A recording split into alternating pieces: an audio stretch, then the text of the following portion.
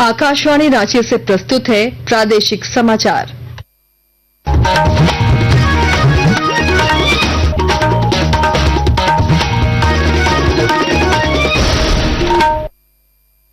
नमस्कार, प्रादेशिक समाचारों के साथ मैं आसिया नाजली। पहले मुख्य समाचार। यूजीसी ने राज्य के शैक्षणिक संस्थानों को 21 जून को योग दिवस मनाने का जारी किया निर्देश। कहा, योग कार्यक्रम में भाग लेने के लिए निबंधन कराना होगा अनिवार्य। देश भर में आईआईटी संस्थानों में दाखिले के लिए जेईई एडवांस की परीक्षा का रिजल्ट कल होगा जारी। झारखंड जैव विविधता बोर्ड ने राज्य भर में एंटी प्लास्टिक अभियान की शुरुआत की। जैव विविधता प्रबंधन समिति प्लास्टिक अधिकता वाले क्षेत्रों की कराएगी सफाई। झारखंड की प्रसिद्ध हॉकी कोच प्रतिमा बर्मा का आज सुबह इलाज के दौरान निधन। खूंटी के तोरपा में किया जाएगा अंतिम संस्कार। और डेयरी गतिविधियों और दूध के पोषण से जुड़ी जागरूकता बढ़ाने के उद्देश्य से आज मनाया जा रहा विश्व दुग्ध दिवस। और अब समाचार विस्तार से। यूजीसी ने राज्य के सभी विश्वविद्यालयों, कॉलेजों और संस्थानों में 21 जून को योग दिवस मनाने का निर्देश जारी किया है। यूजीसी के सचिव ने पत्र में जिक्र किया कि इस कार्यक्रम का नेतृत्व प्रधानमंत्री नरेंद्र मोदी करेंगे। पत्र में कहा कि योग कार्यक्रम में हिस्सा लेने के लिए योग पोर्टल पर शैक्षणिक संस्थानों को निबंधन कराना होगा। गिरिडीह जिले में योग के प्रचार प्रसार के लिए पतंजलि परिवार की ओर से 6 दिवसीय विशेष शिविर का आयोजन शुरू हुआ। योगाचार्य सूर्य प्रकाश ने बताया कि शिविर में वेलनेस थेरेपी दी जाएगी। 6 दिवसीय आवासीय योग है शिविर। इसमें योग, यज्ञ, Ayurveda, naturopathy, panchakarma, ozone therapy, रक्त मोक्षण की प्रक्रियाएं, सभी प्रकार की यहाँ पर थेरेपियां दी जाएंगी। और जितने भी शारीरिक और मानसिक रोग अपने शरीर में होते हैं उन सब की चिकित्सा की व्यवस्था की गई है, जिसमें हम पूरी पंचकर्म की, वमन, विरेचन, बस्ती, नशे, रक्त मोक्षण की प्रक्रिया और विभिन्न प्रकार की शिंगी चिकित्सा यहाँ पर प्रदान करेंगे। उद्योगपति गुणवंत सिंह ने कहा कि रोज योग करने से बीमारी दूर भागती है। रेखा शर्मा ने बताया कि वो दिन भर सोई रहती थीं, लेकिन योग से उनका थायराइड ठीक हो गया। झारखंड जैव विविधता बोर्ड ने एंटी प्लास्टिक अभियान की शुरुआत की है। यह पहल विश्व पर्यावरण दिवस को ध्यान में रखकर की गई है। इस वर्ष की थीम है वैश्विक स्तर पर प्लास्टिक प्रदूषण का अंत किया जाना। झारखंड जैव विविधता बोर्ड के मुख्य कार्यकारी अधिकारी संजीव कुमार ने बताया कि जैव विविधता प्रबंधन समिति प्लास्टिक अधिकता वाले क्षेत्रों की सफाई कराएगी। अभियान में शहरी और ग्रामीण दोनों क्षेत्रों पर ध्यान केंद्रित किया गया है।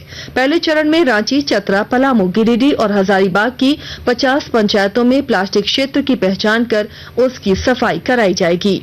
झारखंड प्रदेश कांग्रेस के अध्यक्ष केशव महतो कमलेश ने कमेटी के गठन को लेकर नया फार्मूला लागू करने की घोषणा की है, जिसके तहत प्रखंडों में अध्यक्ष समेत 12 सदस्य होंगे। जिला कमेटी में अध्यक्ष समेत 24 सदस्य और प्रदेश कमेटी में अध्यक्ष समेत 48 पदाधिकारी होंगे।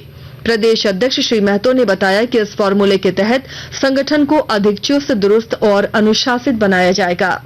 झारखंड चैम्बर ऑफ कॉमर्स ने कृषि मंडी में आधारभूत संरचना के विकास पर जोर दिया है। कार्यकारिणी समिति की बैठक में चैम्बर के सदस्यों ने बताया कि कृषि मंत्री ने डीएमएफटी फंड से कृषि मंडी में आधारभूत संरचना को विकसित करने का भरोसा दिया था। चैम्बर अध्यक्ष परेश गट्टानी ने राज्य सरकार से आग्रह किया कि रांची मास्टर प्लान 2037 और जेबीबीएल 2016 के प्रावधानों की समीक्षा के लिए स्टेक होल्डर्स के प्रतिनिधित्व के लिए उच्च स्तरीय कमेटी का गठन किया जाए। देश भर में आईआईटी संस्थानों में दाखिले के लिए जेईई एडवांस का रिजल्ट 2 जून को जारी किया जाएगा। परिणाम के आधार पर विद्यार्थी काउंसलिंग में भाग लेंगे। काउंसलिंग के लिए रजिस्ट्रेशन और चॉइस फिलिंग की प्रक्रिया 3 जून से शुरू हो जाएगी। आकाशवाणी के ताजा तरीन समाचारों के लिए आप हमारी वेबसाइट news.air.gov.in पर लॉग इन कर सकते हैं। ताजा समाचार X handle @AIR news alerts और Facebook page All India Radio news पर भी उपलब्ध है। आप प्रादेशिक समाचार एकांश के एक्स हैंडल @AIR न्यूज_रांची और Facebook page Akashvani news Ranchi, Instagram page तथा YouTube channel AIR news Ranchi पर भी हमारे बुलेटिन सुन सकते हैं। प्रादेशिक समाचार आप आकाशवाणी रांची से सुन रहे हैं। ऑपरेशन सिंदूर की सफलता के बीच राष्ट्र भारतीय सैनिकों की वीरता को नमन कर रहा है। सशस्त्र बलों के शौर्य की स्मृति में आकाशवाणी समाचार एक विशेष श्रृंखला का प्रसारण कर रहा है। आज इस कड़ी में हम परमवीर चक्र से सम्मानित लांस नायक करम सिंह का स्मरण कर रहे हैं, जिन्होंने 1947-48 के भारत पाकिस्तान युद्ध में असाधारण बहादुरी का परिचय दिया था। पेश है एक रिपोर्ट। 1915 में पंजाब में जन्मे लांस नायक करम सिंह 1941 में सिख रेजिमेंट में भर्ती हुए।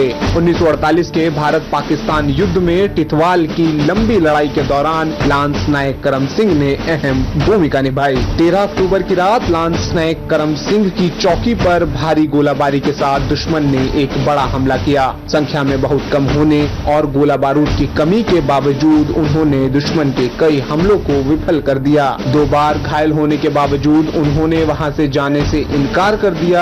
दुश्मन के 5वें हमले के दौरान 2 दुश्मन सैनिक उनकी पोजीशन के बहुत करीब आ गए। गोलीबारी के खतरों से बचने के लिए करम सिंह अपनी खाई से बाहर निकले और संगीन से दोनों दुश्मन सैनिकों को मार डाला। अपनी असाधारण बहादुरी के लिए लांस नायक करम सिंह को परमवीर चक्र से सम्मानित किया गया। सकलैन अख्तर, आकाशवाणी समाचार, दिल्ली।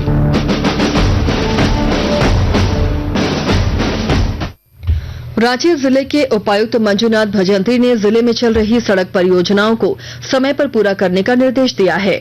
उपायुक्त ने अरगोड़ा कठल मोड़ सड़क चौड़ीकरण, पंडरा कांके हॉलीडे होम और बरियातू से बड़गाई लेन बुड़िया तक नई सड़क परियोजना की समीक्षा के दौरान विभाग को रैयतों को मुआवजा भुगतान शीघ्र करने को कहा।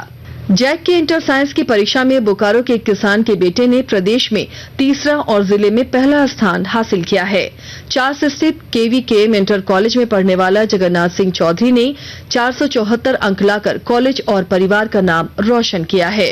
खूंटी जिले में 12वीं साइंस और कॉमर्स के रिजल्ट में एक बार फिर छात्राओं ने दोनों संकाय में बाजी मारी है।